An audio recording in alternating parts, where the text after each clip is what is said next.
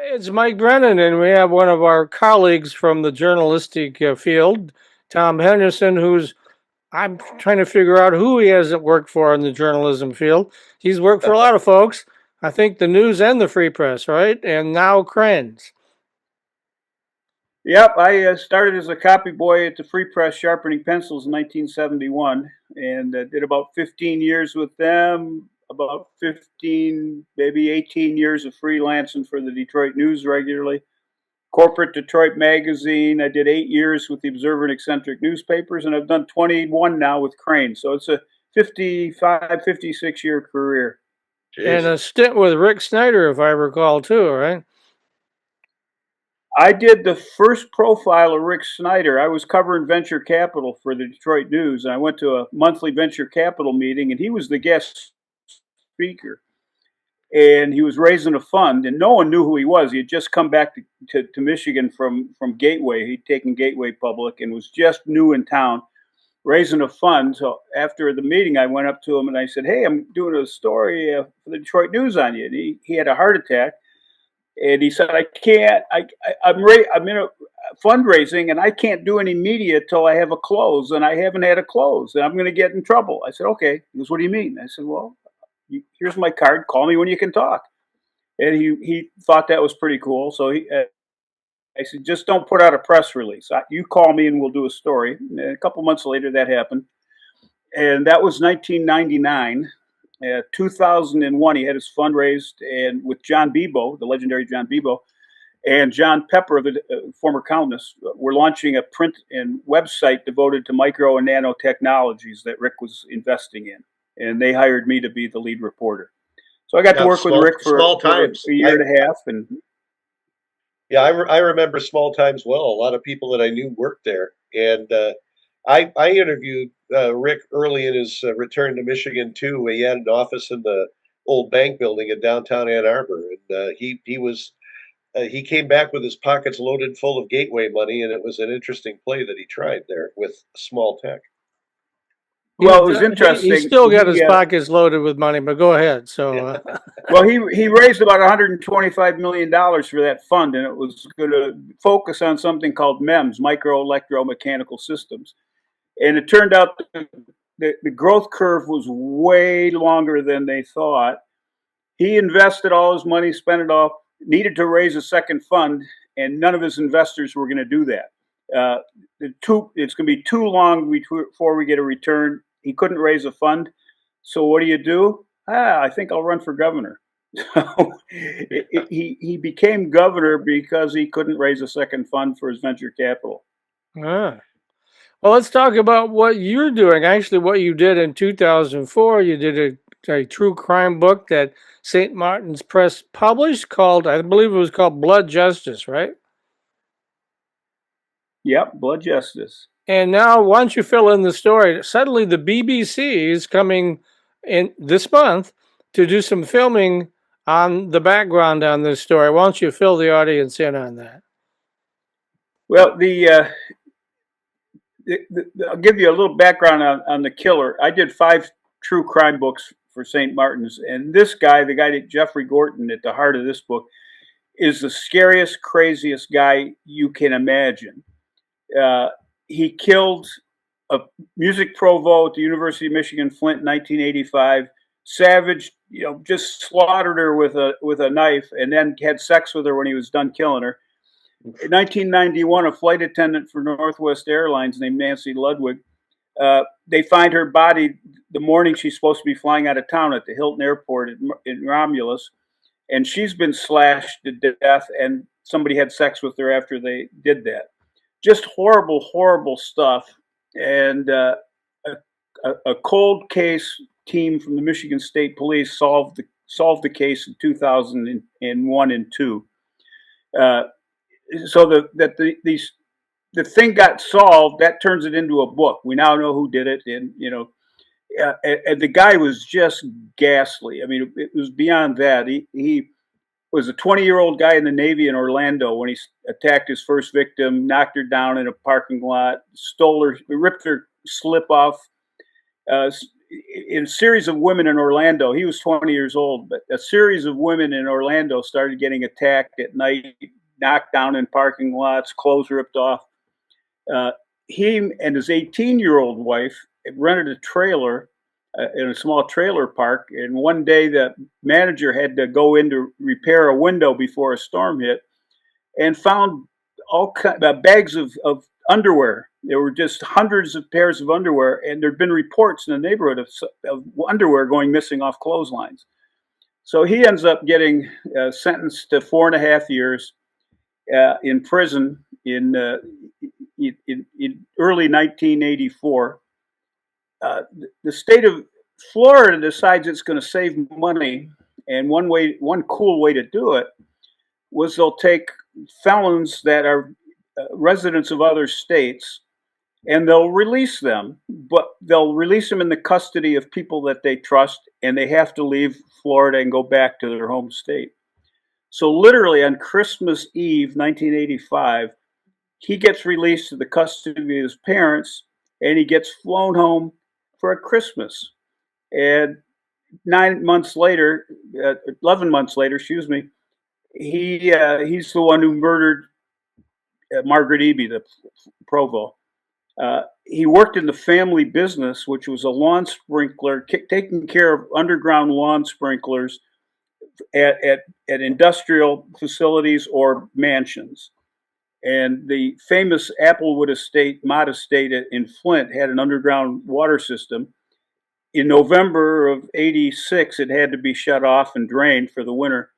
The controls were in the gatehouse where Margaret Eby lived. So he had access to the house, came back on a Saturday or Friday night and killed her. So it was quite a story, just nasty, nasty stuff. The BBC decided they were going to do a true crime series on crazy, weird murders in upscale hotels around the world. And somebody, I don't know who, somebody told the producer in England about my book. She got a used copy online, read it, contacted me about a month ago and said, "Hey, we're doing a documentary. You want to help us out? We're coming in May." So yeah, sure. So they're coming the week of May 18th. They've got other people who are involved lined up, and no date set for when it's going to air, but fairly soon. Okay, so you told us a little bit earlier in an email about how you got in so well with the Romulus cops, and also how you happened to hear about all this, the Flint murder and the Romulus murder in the first place. Talk about that a little bit. Well, in 1991 is when Nancy Ludwig, the flight attendant, was killed at the Northwest flight attendant was killed at the Hilton. And speculation in the media immediately was she flew into town. She was supposed to fly out the next day. Did she meet somebody else from Northwest? Did somebody put her at ease? Because it ended up happening in her hotel room. How did somebody get in her hotel room? Maybe it was a fellow employee. Well, at that time, I was a member of a large group called the People Who Run Downtown. We met every Tuesday night at a different bar in downtown Detroit and ran hard, drank hard. Mike O'Hara, the legendary Detroit News sports writer, Detroit Lion beat guy forever, was one of my running buddies. And one night, a guy shows up in Northwest pilot's uniform, and he says, "Hey, I heard about your running club. I'd love to, start coming out." Yeah. He says, "Yeah, I just got in from a flight. I'm a Northwest guy. I'm a pilot. I just got in, and I'll change my clothes in the bathroom and go for a run with you guys." So most weeks or many weeks, he would show up in his pilot's uniform. He was always just getting into town or getting ready to leave town. And he was always hitting the single women with "Hey, I'm a pilot for Northwest. You want to go for a run?" And a few months went by, and another new runner showed up, the new guy, saying, "Hey, I'd like to join your club." And he says, "That guy's not a pilot. He's a fireman in East Detroit who's on disability leave because he's afraid to climb ladders." So it's kind of funny, a guy who's afraid of heights posing as a Northwest pilot. So right as soon as we find that out is when she gets killed, and we're like, "Oh my God, they're looking for somebody who could put her at ease. Here's this fake pilot." So we called the tip line at Romulus, and they don't call you back, but we called the tip line and said, "Hey, here's this guy. He's a fireman. Here's his phone number. Here's his address." And I didn't find out till I got the book and was meeting the head detective on the case, a guy named Dan Snyder. And this is 12 years later. And he's like, "Oh my God, that was our best tip. That was our lead. Oh, you were the one that called it in." So suddenly I'm the guy doing the book, and he just loves the idea that I called. So he was like, everything just got opened up for us. It was great. When we called in that tip, they call around to see it, and he's from Macomb County, so they call the Macomb County sheriffs and say, "Hey, we got a tip on this guy. Do you know anything about him?" And so the Macomb County sheriffs are, "We don't, but we'll look into him. We'll check it out. Let's figure this thing out."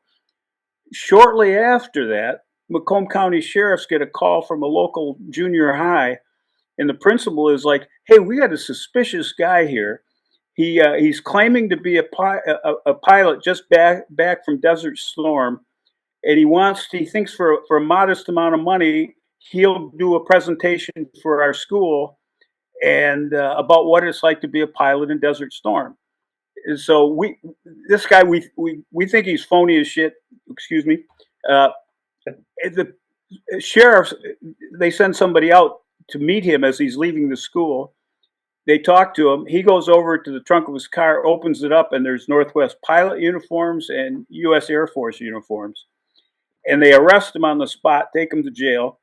They call Dan Snyder. Dan Snyder is, "We got our guy." He's sky high over it. They come and they do a DNA test, and it turns out that it wasn't him. He was just a crazy guy trying to scam a school. Uh, but the whole thing was very interesting. Got me in good with Macomb when they found out, the Macomb County sheriffs, that I was the guy who did that, and Dan Snyder. It just was a fun angle. And interesting. This is a little cool sidebar. In 2020, Investigation Discovery was doing a series of true crime documentaries, and they got a hold of the book. They loved the Rick the Pilot. We called him Rick the Pilot angle. They met me. I was on vacation in Houghton, and I took a day off my vacation. They rented a house. I met with them. They interviewed me. They showed the book. We went outside and ran up and down the road and pretended, we were running. And Rick was a fellow marathoner. So 2021, Investigation Discovery airs the show. The first line by the narrator is, "Detroit lies on the banks of Lake Erie." Oh, geez. Oh my God. Uh, I well, don't I mean, really. eventually the Detroit River gets to Lake Erie, but yeah, okay. Yeah, eventually. Here's a show that's of really interested to people in Michigan or Detroit. You're going to start off by telling them Detroit is on the banks of Lake Erie. They never mentioned in our show that I did a book on the case. They're supposed, typically they show your book and you get a little plug. They identified me as a reporter on the Detroit Free Press who wrote the first story on the case. At the same time, they were showing the front page of the Free Press with John Castine's byline. So I told that to the British producer at BBC, and she laughed and she said, "I promise we won't say you're a Free Press reporter, and we will make sure that if we talk about water, we'll say it's the Detroit River." So real quick, how did they eventually find this Jeffrey Gorton character? Well, the state police, 2000, they put a thinking that there's new technology, DNA, fingerprint stuff. Maybe we can, look at old cases in Michigan. And this was one of the most prominent. They started looking into the Margaret Eby one, the one in Flint, and there was a partial fingerprint in that case. There was a partial blood fingerprint on a sink that they had, but in 1986, the technology didn't link it to anybody. So now in 2001, they're working these old cases, and in 2001, they send this thing off to the FBI. The FBI is going to put it on the top of their list. Their fingerprint technology folks. They get it in September 1st or 2nd of 2001. Well, a few days later, 9/11 happens, and suddenly the FBI is not putting a 15-year-old fingerprint on the top of their list. They're involved with a February, a couple months later, or a few months later, February, uh, the state police folks get a call from an FBI lab saying, "Hey, we finally were able to get on that case, and it links to a guy in Flint named Jeffrey Gorton." Uh, and whoa! So now we have a guy, uh, and not only that, but DNA that they had from the crime scenes at the time that was nobody could do anything with it, but they had blood, and now they can do modern DNA stuff. So the fingerprint thing says it's Jeffrey Gorton. Then they get the DNA saying it's the same DNA that killed Margaret Eby, who killed Nancy Ludwig.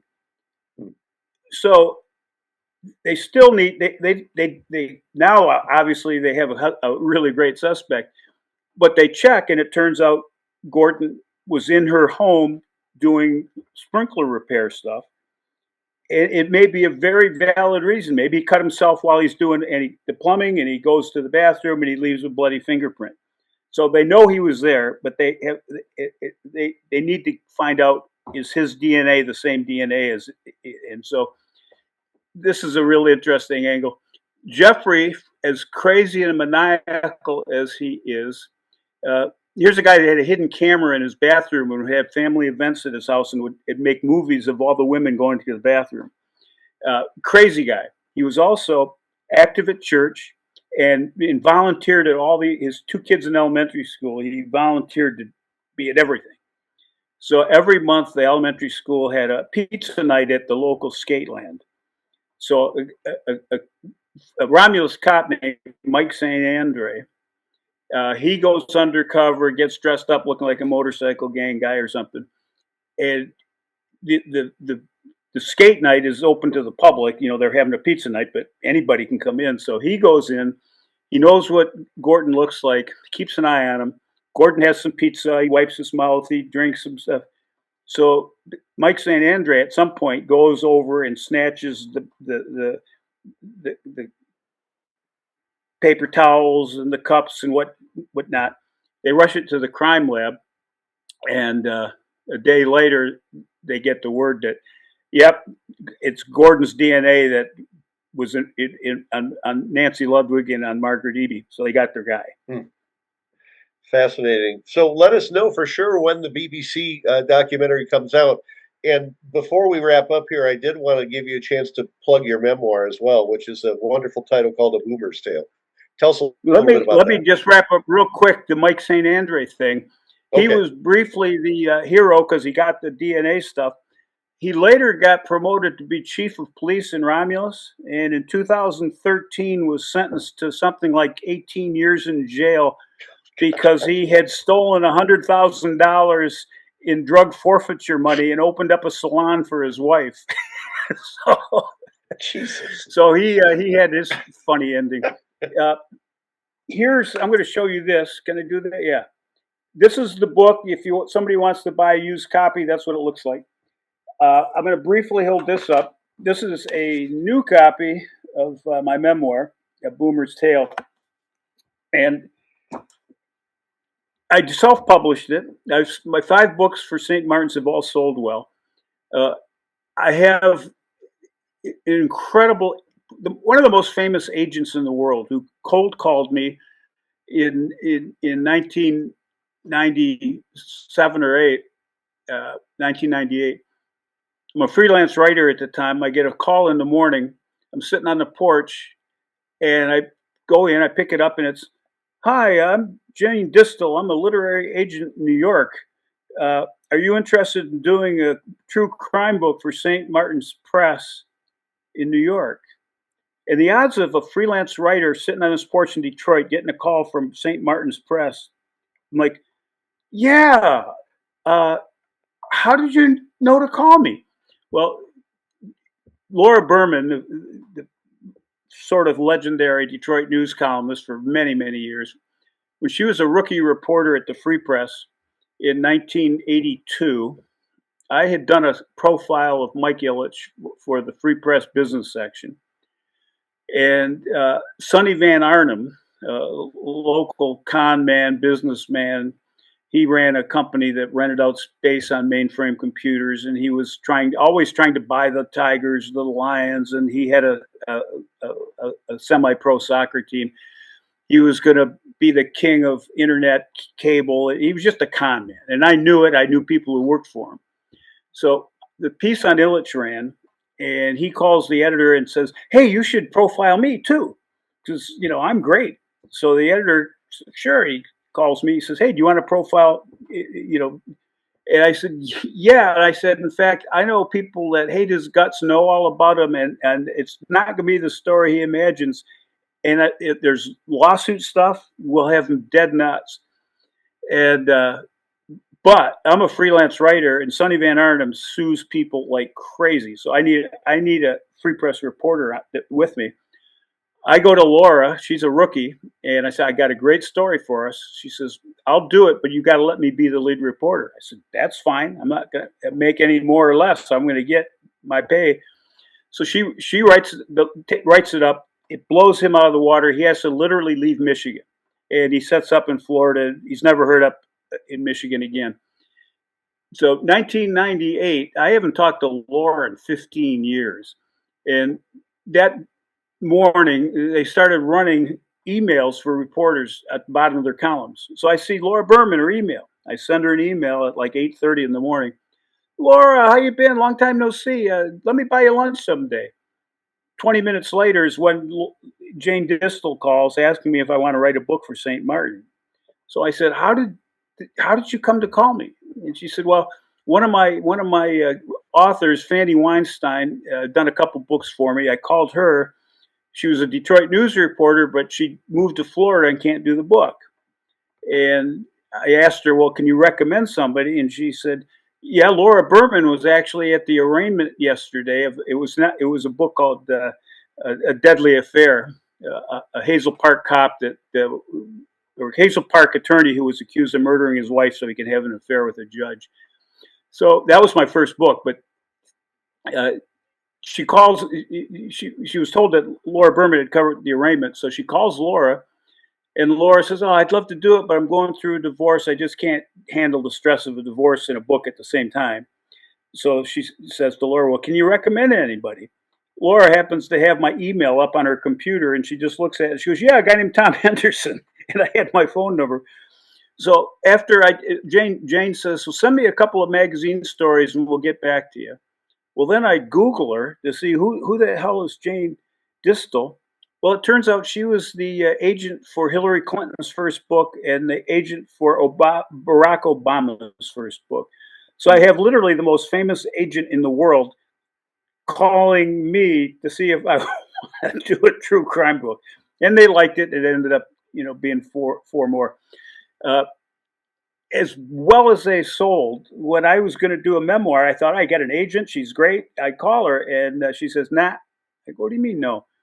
She goes, "You have to be already famous for any publisher to publish your memoir. If you're not a famous social media influencer or just a well-known guy, there's no market. You're going to have to self-publish."